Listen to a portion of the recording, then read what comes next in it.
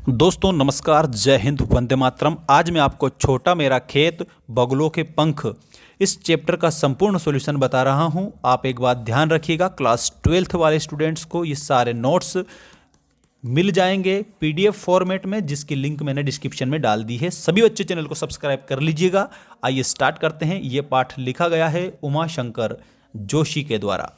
दोस्तों उमाशंकर जोशी जो है, इनसे रिलेटेड जितने भी क्वेश्चन बनेंगे सारे के सारे मेरे द्वारा आपको बताए जा रहे हैं, और इस चैप्टर में जितने भी क्वेश्चन हैं उनका सॉल्यूशन भी इस वीडियो में आपको देखने को मिलेगा, जो कि एग्ज़ाम के लिए बहुत ज़्यादा लाभदायक साबित होगा।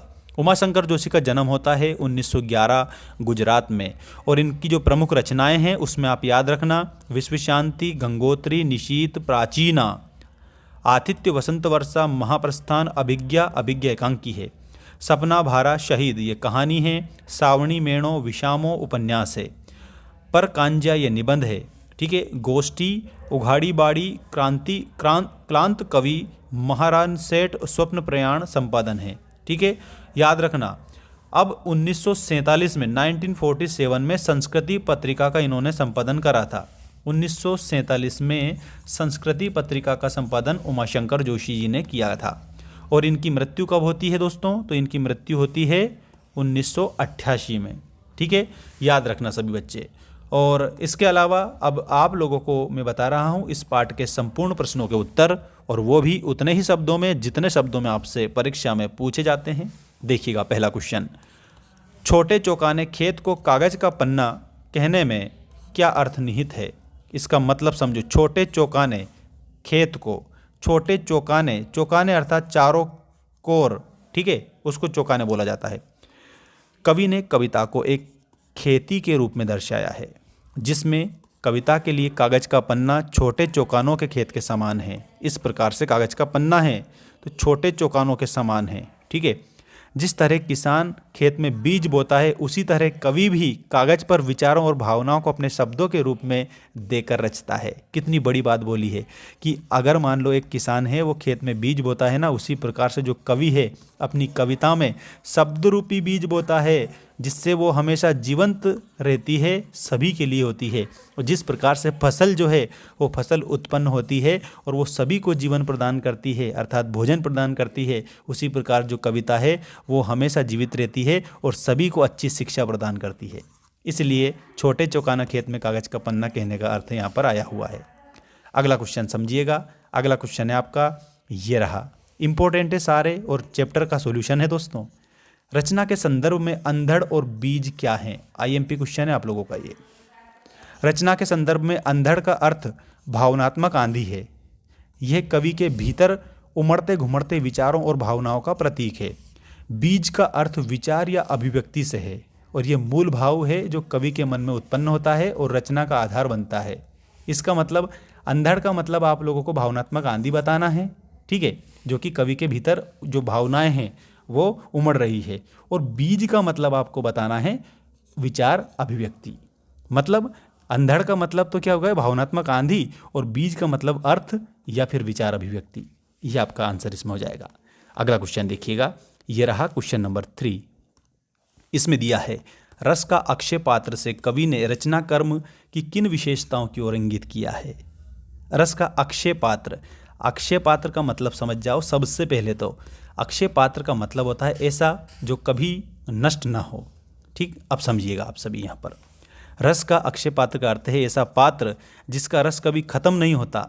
इस संदर्भ में कवि ने रचना कर्म की अमरता, रचना कर्म का मतलब होता है किसी भी प्रकार की क्रिएटिविटी, चाहे कविता रूपी हो, वो संगीत रूपी हो, या फिर किसी भी प्रकार से क्रिएटिविटी हो, उसको रचना कर्म बोला जाता है। तो इसमें समझिए, इस संदर्भ में कवि ने रचना कर्म की अमरता और सार्वभौमिकता की ओर इंगित किया है। इसका मतलब है कि एक अच्छी साहित्यिक जो रचना है ना, उसका आनंद और संदेश पीढ़ी दर पीढ़ी सभी लोगों को मिलता रहता है। यह कभी पुराना नहीं होता है, क्योंकि कविता दोस्तों एक बार लिखी गई मान लो, और वो भले कभी भी पढ़े लोग, वो नई लगती है, तो वो कभी पुरानी नहीं होती है और हमेशा नया लगता है। ठीक वैसे ही जैसे अक्षय पात्र का रस कभी ख़त्म नहीं होता, उसी प्रकार से कविता की जो जीवंतता है वो कभी भी ख़त्म नहीं होती है। अगला क्वेश्चन है क्वेश्चन नंबर 4। इसमें क्या बताया है, व्याख्या करनी है। अब व्याख्या, पहला शब्द यहाँ पर शब्द के अंकुर फूटे, पल्लव पुष्पों से नमित हुआ विशेष। इसका मतलब समझो।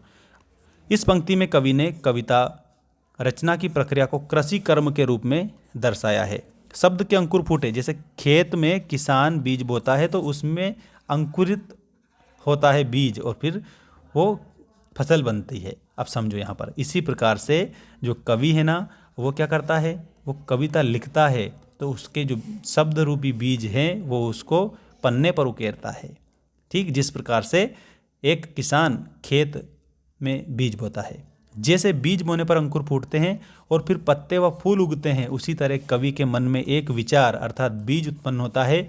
यह विचार शब्दों का रूप लेकर अंकुरित होता है। जब कविता पूरी हो जाती है तो वे फूलों और पत्तों से लदे हुए वृक्ष की तरह बन जाती है और हमेशा वो जीवंत रहती है। इसीलिए कहा है शब्द के अंकुर फूटे, पल्लव पुष्पों से नमित हुआ विशेष। और अगली व्याख्या करनी है आपको, ये समझ लीजिएगा। रोपाई क्षण की, कटाई अनंतता की, लुटते रहने से जरा भी कम नहीं होती। अब समझिए इसकी व्याख्या है। इस पंक्ति का अर्थ है कि कवि का रचना कर्म अर्थात कविता लिखना भले ही कुछ क्षणों का हो, भले ही कुछ थोड़ी देर का हो, लेकिन उसका परिणाम और प्रभाव अनंत काल तक बना रहता है। जैसे फसल की कटाई कभी खत्म नहीं होती, उसी तरह एक अच्छी साहित्यिक रचना अर्थात कविता या कुछ भी रचना, उसको लोग बार बार पढ़ते हैं और उसका आनंद लेते रहते हैं। लोगों के द्वारा उसका आनंद लेने से उस रचना, वो जो रचना होती है ना, उसका मूल्य और प्रभाव कभी भी कम नहीं होता है, बल्कि हमेशा वे समय के साथ और भी समृद्धशाली होती जाती है। दोस्तों सभी बच्चे मेंस एजुकेशन ऐप डाउनलोड कर लेना।